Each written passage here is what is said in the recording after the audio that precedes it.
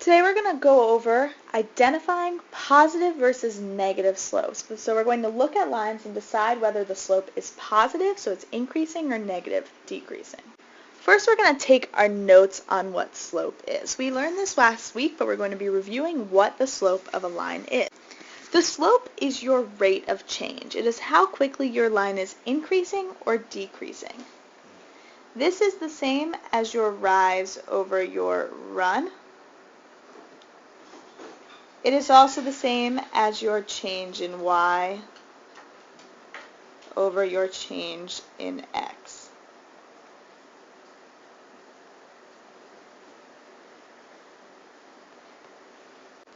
Now when we talk about a positive slope, that means that your line is increasing, that it is getting bigger, your x value is getting bigger, and your y value is getting bigger because you're going in a positive direction.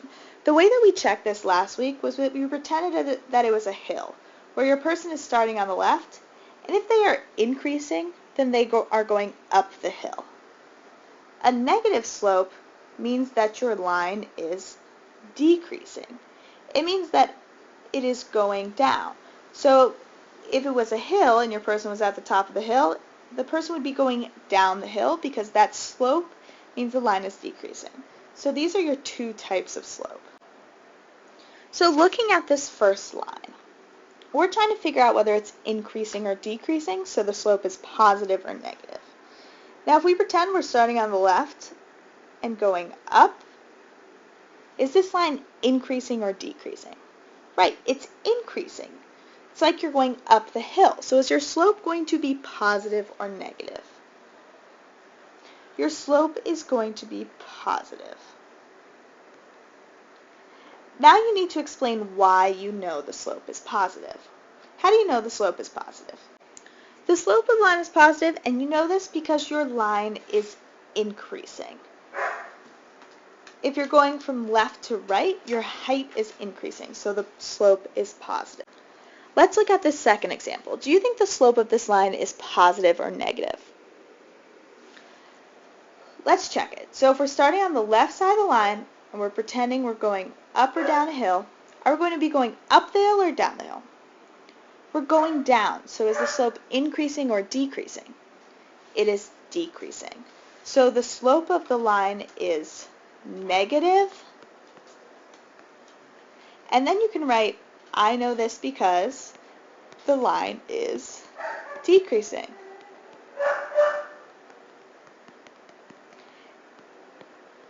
And so once you're done writing that, you can go on to the next problem. For line 3, is the slope of this line positive or negative? The slope of the line is positive because if you're going from left to right, it's going up pretty fast. So you're going to write that the slope is positive, and you know this because the slope is increasing. Now we're going to do 3 practice. I want you trying all of these on your own and using the questions to check your answer. So try number 4. Now try line number 5. Finally, try line number 6. Your last few review problems are 1- and 2-step equations. So with our first problem, it is a 1-step equation. What operation are we doing with our variable? We're dividing. And what's our goal when we are solving equations? We're trying to get our variable x by itself, so we need to undo that division. How do you undo division? Multiplication. So you need to multiply by 3 on both sides. Now you've got x by itself, and what are you left with on the other side of the equation? 15. This one's a little trickier, and we haven't done problems like this in a while. But again, what is your goal when solving equations? You are trying to get this variable by itself. So first we need to get rid of everything that's not directly next to x. What do we have that's not directly next to x? We have this 3. So the first thing we need to do is get rid of the 3 on both sides. So what are we left with on the left side of the equation? We're left with 2x, and what are we left with on the right side of the equation? We're left with 10. But is x by itself yet? No. Now we have to get rid of this 2. What operation is this when we have a number next to a variable? It means multiplication, so how can we undo that multiplication? We can divide by 2. So what are we left with on the left? We undid our final operation, so we're just left with x, and 10 divided by 2 gives us 5. So we are left with x equals 5.